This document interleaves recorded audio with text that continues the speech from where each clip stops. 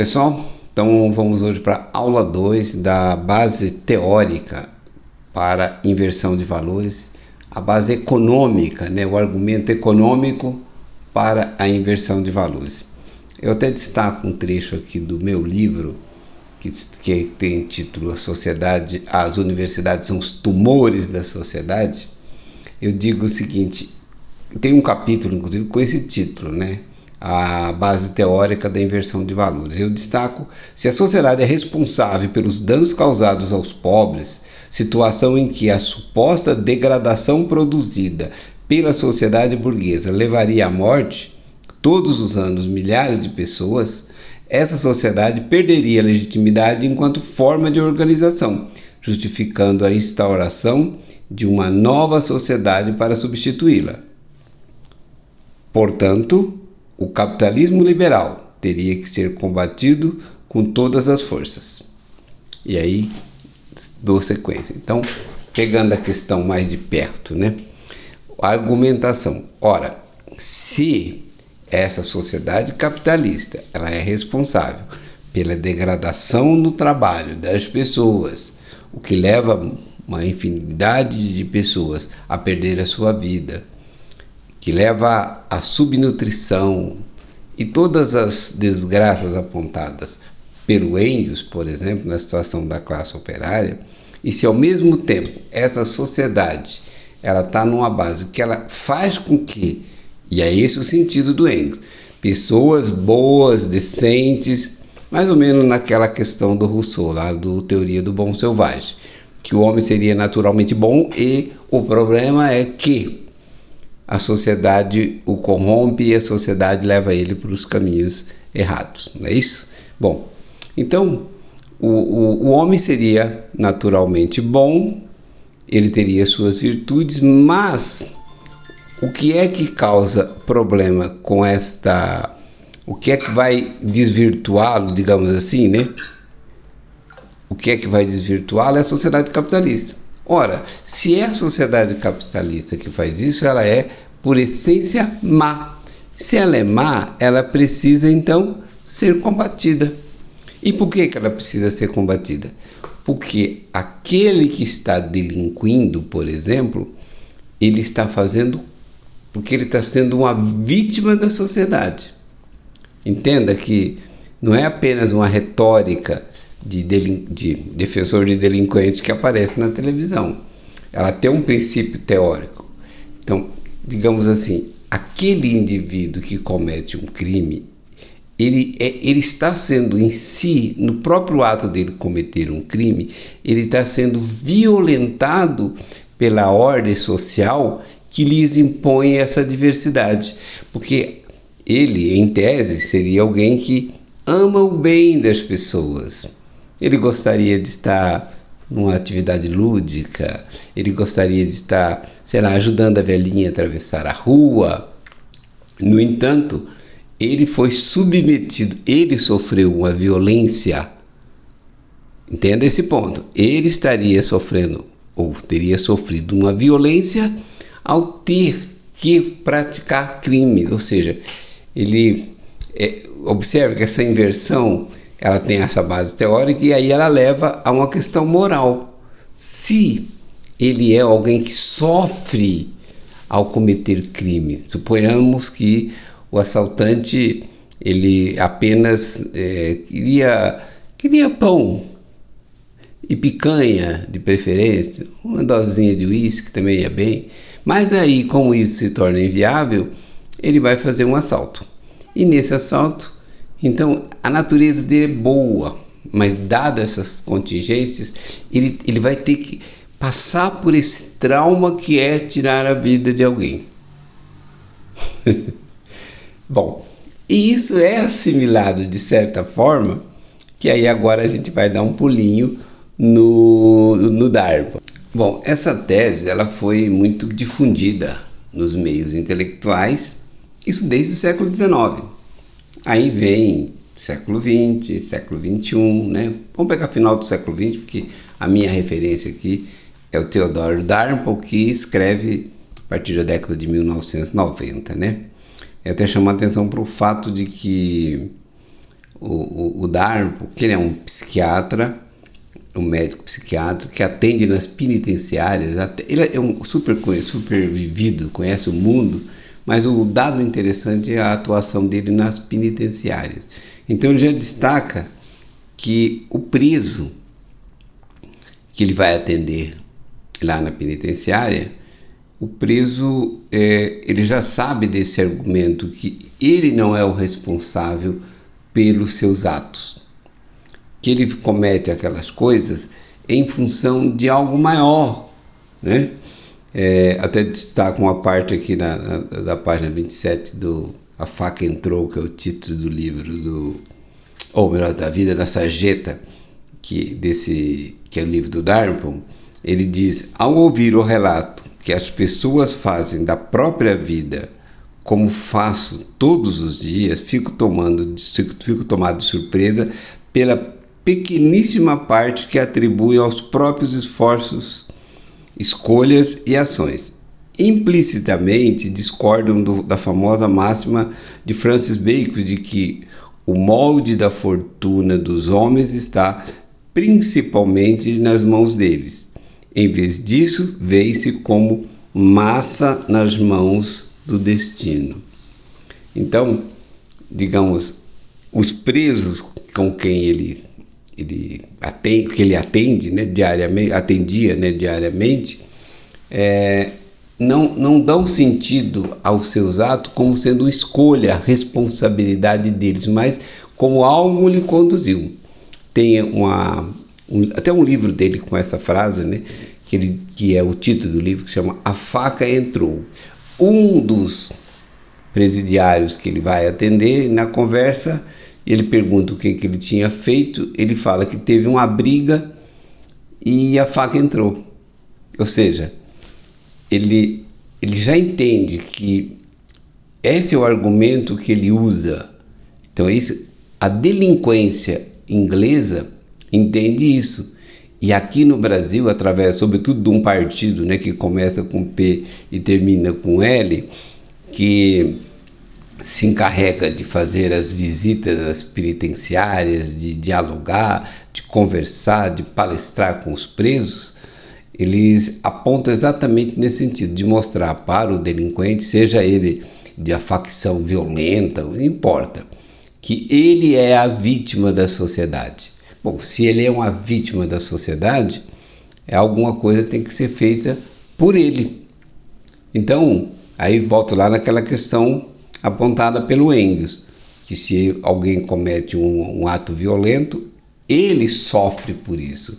E sofre por isso porque a sociedade o levou a isso. Então, o preso que vai se consultar, ele vai em busca de um medicamento que possa passar os seus desabores.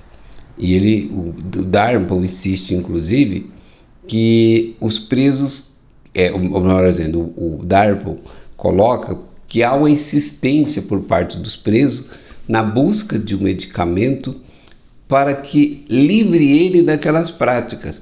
Só que ele não tem essa decisão, digamos, o delinquente, enquanto ele está solto.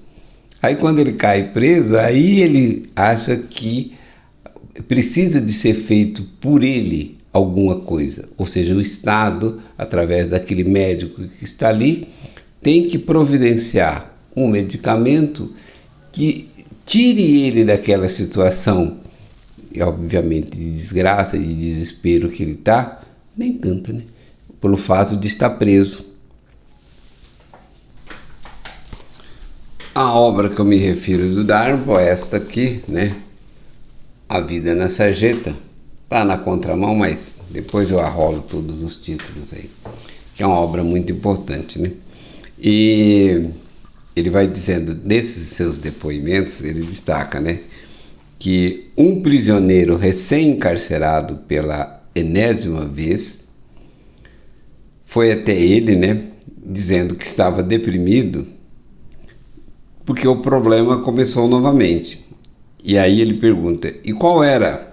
Perguntei, qual era o problema que se iniciava periodicamente? E ele responde, arrombar, invadir igreja, roubar as peças de valor e escondê-la e destruir provas. Então, algo planejado, consciente, esse delinquente também acha que ele é, digamos assim, ele está depressivo. Ele não é culpado. A natureza dele não seria aquilo, né? Ele destaca ainda: outro assaltante pediu para que eu lhe explicasse por que ele repetidamente invadia as casas e roubava videocassetes. Década de 90, esse negócio aqui, né? Perguntou-me agressivamente, como se o sistema que o tivesse desapontado por não lhe oferecer esta resposta, como se fosse meu dever como médico proporcionar-lhes o segredo psicológico, né? Então ele relata aqui sempre que eles recorrem a ele como psiquiatra quando estão presos, mas o que é surpreendente é que essa população carcerária ela já tem todos os argumentos e nem passou pelos ensinamentos do PSOL aqui do Brasil, é a população inglesa. Esse livro, inclusive, ele escreve originalmente na Inglaterra, na década de 90, de 1990. Né? Então, observe como é que já está como é que já foi preparado lá a população para não assumir as suas responsabilidades. Né? Bom, aí vamos chegar, para a aula ficar mais breve, o fim. Né? Por que é uma inversão de valores? Ora, se toda esta moral da sociedade, que é responsável pela ordem capitalista, não conseguiu fazer com que as pessoas pudessem seguir o seu instinto, a sua natureza bondosa, então essa sociedade precisa ser combatida. E o combate a essa sociedade, aí você vai combater esses valores. Esses valores é que estão errados. Então, como já dizia o Rousseau, né, a propriedade nunca deveria existir. Né? O primeiro que estabeleceu uma cerca deveria ser reprimido para que a cerca não existisse. Então, baseado naquela perspectiva, então, que como narra esse assaltante de casa ou assaltante de igreja, aquilo tudo deveria estar exposto à disposição de quem quisesse pegar e vender. Então, olha, a natureza, vamos entender com calma isso, olha, a natureza da teoria marxista é que todos os bens existentes pertencem a todos os membros da sociedade. Então, cada um, e aí vem até digamos assim, o paradoxo deles, a contradição. Cada um deveria ter acesso a tudo o que ele quisesse. Se ele puder ter acesso a tudo que ele quer, a tudo que ele deseja, a tudo que esteja disponível, né, no mercado, ele não cometeria crimes. Olha, por esse raciocínio, você vai ver que a sociedade anticapitalista ou não capitalista, ela seria, digamos assim, perfeita. E aí encontra com a tese do Rousseau de que o homem é naturalmente bom, é a sociedade que o deturpa. A sociedade que o deturpa é a sociedade que o leva ao crime, porque ela criou a propriedade privada. E se você olhar as sociedades primitivas, bem primitivas, você não tinha essa perspectiva da propriedade privada. Quando, até me lembro de um professor de sociologia que fazia toda a apologia ao índio, né? Nem sei se ele teve numa aldeia ou não, mas todo mundo fala que teve, né? Tem todo professor de antropologia, de sociologia, fala que passou 2, 3, 4, 5, 6 meses na aldeia. Passou nada, né? Mas o que importa é o argumento que se utiliza. Que na tribo, o cacique não seria o que mais manda, mas sim aquele que é melhor, porque tudo que é dele pertence a todos. Mas o detalhe, isso tratando-se da comuna primitiva, de uma tribo, né, selvagem, de uma comunidade indígena selvagem. É claro que tudo que tem nessa comunidade pertence a todos, porque todos não têm nada, não tem sequer roupa. E ao contrário do que os intelectuais procuram vender a ideia, né, que roupa é uma moralidade que impõe, que deve cobrir os corpos, né? Se bem que fica melhor coberto, né, porque tem muita gente feia na sociedade, então coberto fica melhor. Não, cobrir os corpos é um conforto. Expor o corpo às intempéries do tempo é algo cruel, né? Isso é algo para Esparta, que fazia isso até com os garotos, até acho que 10 anos ou 11 anos de idade, que eles ficavam expostos, andavam nus para enfrentar as adversidades, para adquirir resistência. Os que não adquirem morrem, né? E está mais apto ao combate, à guerra, né? Mas voltando à questão ainda, ora, entenda o princípio. Se essa sociedade constituída, baseado no casamento monogâmico, baseado na religião cristã, baseado na família nuclear, patriarcal, né? De pai, mãe e todos os que compõem aquela família, baseado na propriedade privada. Esta sociedade está levando uma parte significativa dos seus membros a infringir as normas que esta sociedade impôs, que isso seriam normas naturais do convívio humano, mas essas normas são impostas. Quando você observa, pegando a questão da propriedade mesmo, né? Seja, boa parte dos crimes estão ligados à violação da propriedade, que é o roubo, o latrocínio e tudo mais. Se não existir a propriedade, esse crime não vai existir. Olha que bonito. O povo é criativo. Argumento criativo. O detalhe é que, e aí, quando esses sociólogos, antropólogos remetem às comunidades indígenas primitivas, em que de fato não existe isso é meu, porque tudo que existe é de todos, porque tudo que existe é o nada.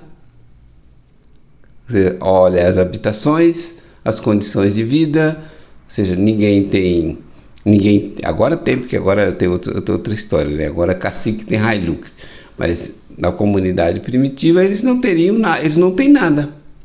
Então aí é possível todos serem livres, todos desfrutar de tudo que existe, porque tudo que existe é meramente dádiva da natureza.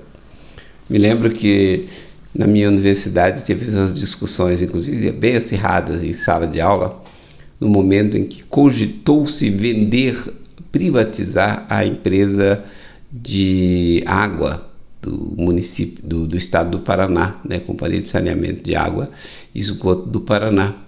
O grande argumento era que a água é da natureza, a água é de graça. Como a água é vendida, não só a empresa teria que ser pública, né? Manter-se como pública, como a água ser distribuída gratuitamente.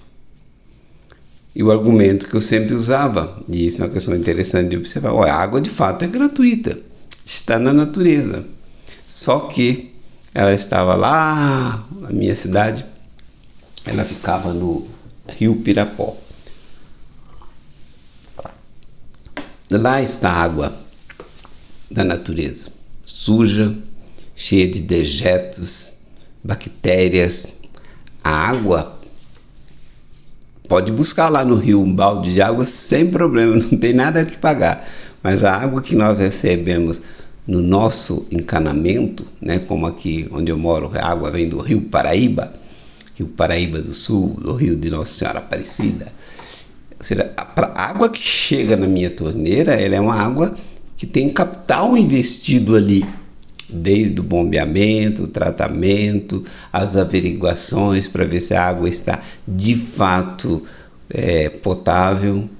Então, a água que a natureza deu é aquela que está lá no rio, está no riacho. que às vezes para você chegar lá você tem serpente pelo caminho, que a natureza também deu serpente. Em alguns lugares tem o lobo, no Brasil tem a onça, então tem a sucuri, tem tudo para violentar o homem. Então a água que o homem consome no conforto da sua habitação, ela é resultado de uma prática capitalista em que necessitou de fazer investimentos e que ocupa, emprega pessoas naquelas atividades, pessoas que também poderiam estar vivendo maravilhosamente só do lúdico, mas não.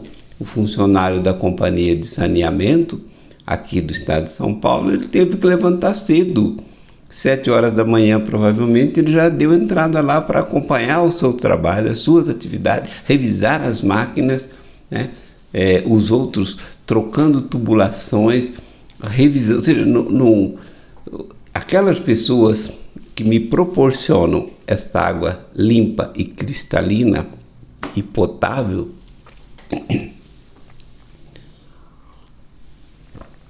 não puderam se dedicar livremente a tudo e nem puderam ter acesso a tudo que existia, digamos, à sua volta. Então, a sofisticação do desenvolvimento capitalista, ele se dá exatamente porque as coisas têm valores. E nem estou dizendo que há valor moral, as coisas... todo valor monetário tem por trás de si um valor moral também, Até podemos discutir isso se houver necessidade. Mas as coisas têm um valor porque demandou tempo e investimento para produzir aquilo.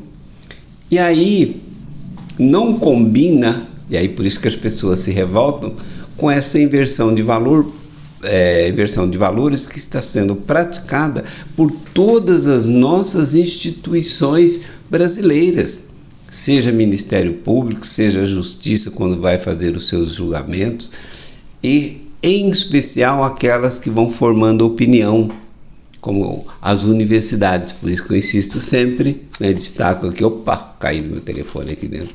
As universidades são os tumores da sociedade.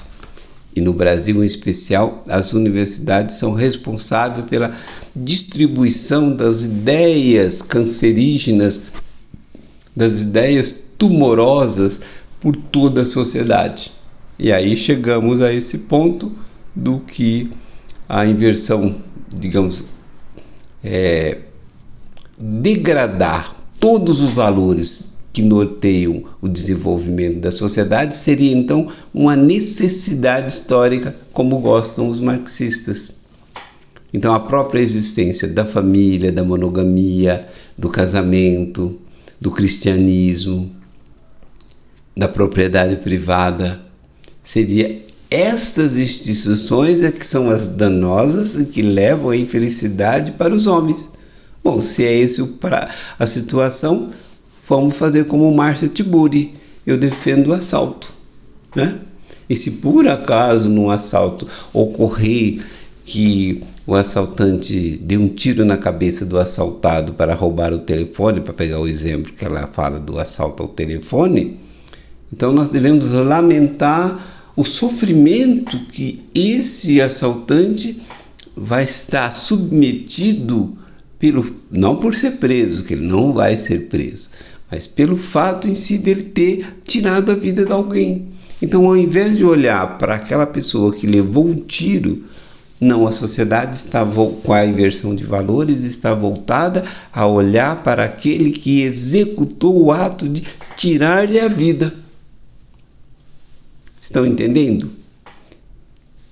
Toda essa argumentação fundamenta lá na sociedade, vamos chamar aqui de teoria da mais-valia, o que está no Engels, a situação da classe trabalhadora da Inglaterra, se fundamenta naquilo que leva o homem a praticar os atos danosos, que leva os homens a serem infelizes. Não fosse isso, os homens seriam felizes. Todos teriam acesso a todas as coisas e seriam todos livres, não precisariam das prisões, Olha que legal. Não precisaria de privações. Os homens, remetendo à situação da classe trabalhadora na Inglaterra, não iriam viver amontoadamente dentro de casebres, dentro de casas pequenas e sujas, sem saneamento, né? Quer dizer, os homens não iam viver. Talvez estaria na natureza, sendo devorado pelo lobo, pelo tigre ou pela sucuri. É isso. Até o próximo.